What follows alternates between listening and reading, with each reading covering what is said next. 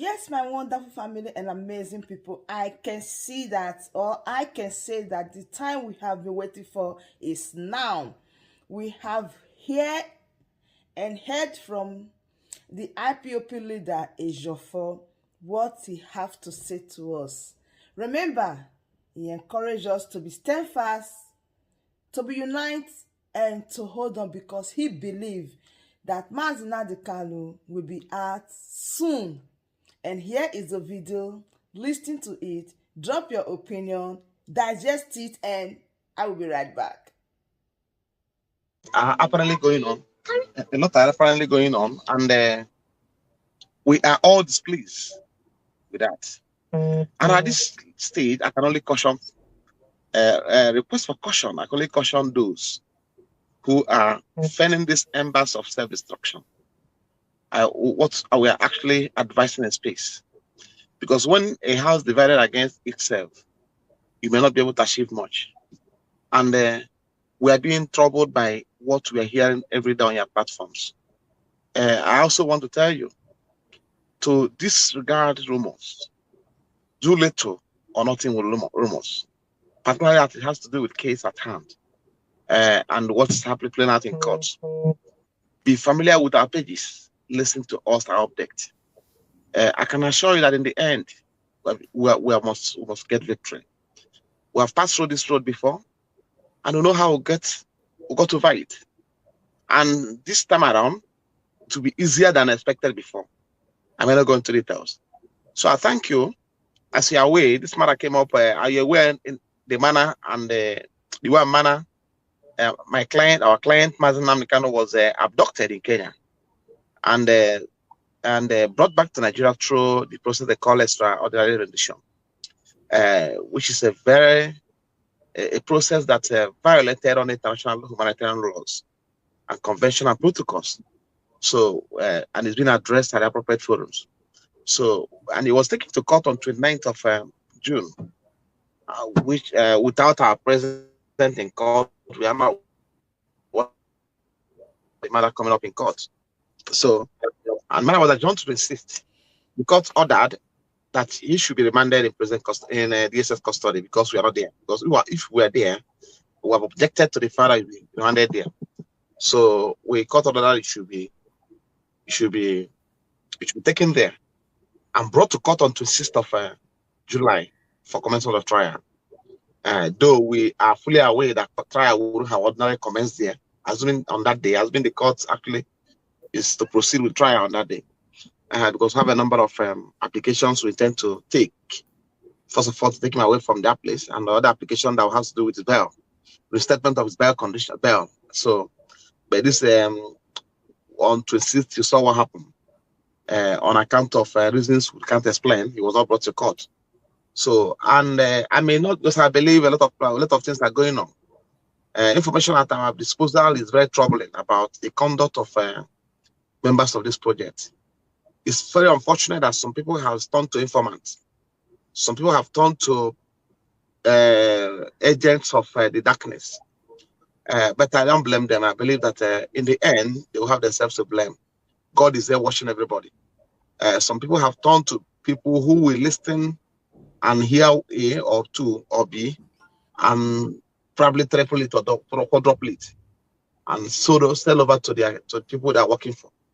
This is what we are seeing every day happen in this case. It's very frustrating indeed. But I know that in the end, there'll be light.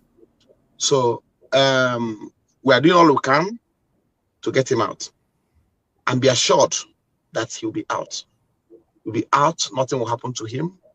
And he'll be out, hell and heart, I can assure of that. But above all, I'm admonishing for peace. I'm admonishing for peaceful coexistence. I'm admonishing everybody to pay attention to prayers. Prayers are what we need now. If the status quo, if there's any change in the strategy, we'll let you know.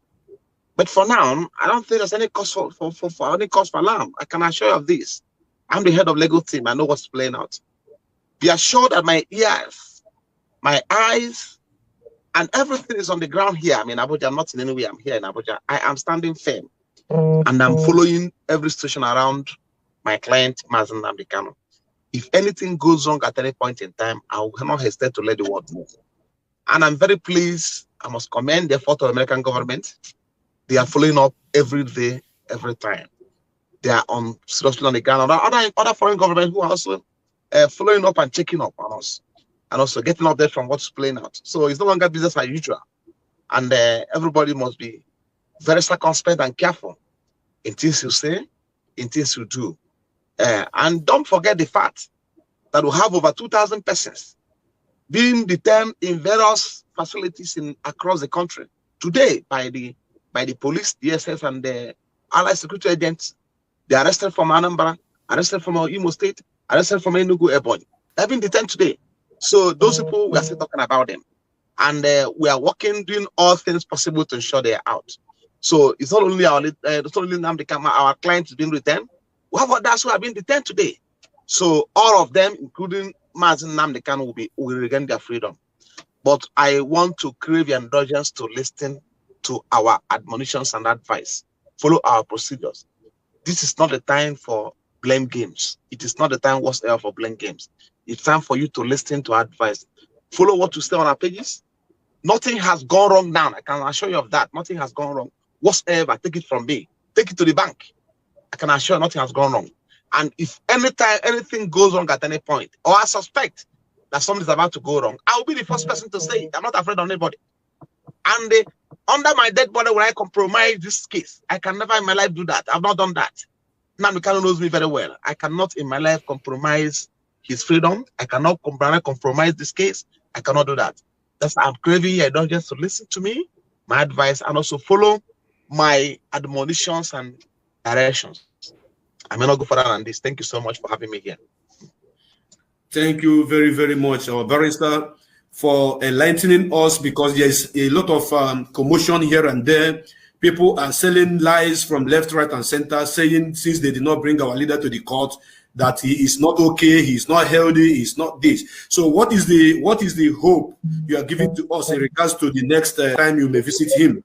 Because people are asking, when are you going to visit him? That because they want to be sure.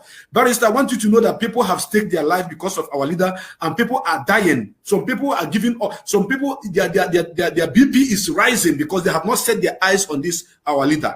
And you also have not seen him for the past 8-9 days now. So they are worried. I want you to at least let them know, give them a little bit update in regards to the next time we are hoping that you're going to see him. What is the court saying? And what is the DSS saying? Okay, please. Okay, let me give you just a summary of what has taken place so far between us and the detention authority. As you are aware, we were able to achieve a tremendous feat on Monday, on 26th of July, when they failed to bring him to court. The court made an order because before now, we just applied to the DSS to see him, and the application may stay 3-4 days before they will call us to come and see him. And even during the visit, they may ask to come around 6 o'clock in the evening, or 7 o'clock or 4 o'clock, depending on the time convenient for them. But that has been resolved. That has been resolved because the court granted my application to ensure we see him Mondays and Thursdays. And though we have application now pending before the court for us to see him, we have an application now pending before the court for him to be transferred to correctional center, which application hasn't been had. So the court now made an order we should be seeing him on Mondays and Thursdays. That is the order of court. The same court that allow us to, director should be remanded in prison in the DSS custody, made an order on the manner guideline and the modalities in which he will be visited. And we are in DSS on Thursday to see him. They now said we should, they are admittedly that they are aware of the court, are aware of the pending or substantive order of court, but said we should come up with another application. This is in clear violation of the order of court. So that will be relevant to us in the course of proceedings, not now. So we complied. I wrote 2 different applications, one for Thursday, one for Monday, because court said Monday and Thursday. So now we were asked to go and probably wait for further communication from them. This is also in clear violation of the order of court. So, and we can't just go and put our hands and be waiting for further communication from them. because they are an institution that should respect law and order. So I approached the Federal High Court yesterday with an application for the DG to be committed for contempt. We filed for what they call Form 48, notice of consequences of disobedience to court order. So that has been filed and the processes served on them. So, and from look of things, I believe that they will comply with court order in view of the step we have taken so far. And hopefully, by the grace of Almighty Chukwuka, we're going to see him next week. I don't want to mention it, but I know we'll see him before. I'll talk to you again next week. And after seeing him, I'll address you on his state of health. On that is very fundamental. I'll address his state of health and his mental his state of health generally. I'll address you on that, because you should know, you should be informed about how he feels and how he stays. And also, let me correct this impression. I've had occasion to listen and saw various write-offs by people on our different platforms requesting that we should take with him, we should snap with him, we should let him talk. Listen to me. If there's anything that has been wrong with Mazen Nnamdi Kanu, I will be the first person to tell the world after seeing him. I will say to the world that this person I'm seeing, this person is not Nnamdi Kanu, or something has happened to him. I will say it to the world, because I know that a lot of people are holding me on trust today. So I know what's at stake. I don't know be demanded. So I will be the first person to raise an alarm. And people, and they know I'll do it. I'm not afraid of anybody. I can do that. So secondly, the where he's being currently detained doesn't make provision for such thing. You don't come there with phones. We don't come there with any form of cameras or whatever you call it. So the request for taking pictures with him, taking him on video, and does not arise. So I want to get this resolved now, so nobody will come to my page and say, when you go there and see him, snap him and do no. So you stop talking about that. But take me by my word. I'm not only lying. I have other juniors who are also going with me. So I cannot lie to you. That's settled. So have it. Once I see him and I come out, I'm going to tell the whole world, look at his state of health. He's fine. He's good. And look at what he's asking for. Finish. So take it from me, please. Thank you so much, and God bless you. Thank you very much, my dear barrister. Just tell us, give us your last word of advice in general before you leave, please, because I want to leave you now. I know you're on the way. Thank you. My word of advice, let me reiterate what I've said before. You know, a house divided against itself cannot stand.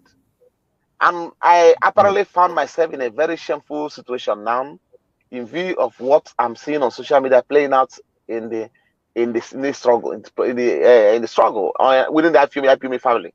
So I detest it. Whatever issues arising therefrom or arising anywhere, please, you put your manage and resolve it internally. I'm begging you, try and resolve it internally, because there is nothing unresolved and cannot be resolved. There's nothing. I understand what many are saying. Their concerns are being raised by a lot of people, and I've been opportunity to listen to a number of clips, and I'm not particularly worried. Nnamdi was just detained. Nnamdi Kanu was just detained for offering a month, and look at what's playing out. Is that how I'm going to actualize Biafra? By people fighting themselves, saying all sort of rubbish over the platforms? It's just because I'm the lawyer to IPOB, right? I'm their lawyer, so there's a limit to which I can participate or I can talk. But it's very disgraceful seeing such thing playing out. So what I'm saying is that, please, whatever issues playing out for now, find a way of managing it internally. I understand the concerns and also the gravity of some of the issues are being complained, but for the sake of his safety, his freedom, more importantly, his state of health, because if he ever mention any of these issues to him, he'll be worried. But we don't discuss that with him. We don't go to discuss IPOB matters with him. We go to see him and discuss about legal matters only. So, and I wouldn't subscribe to discussing affairs of IPOB with him. We discuss legal matters with him only. So what I'm saying is that find a way of managing your affairs. He'll be out, and he'll be out soon. Keep bottle up everything. When he's out, you address people. Thank you so much, and God bless you all, and remain blessed. Thank you so much.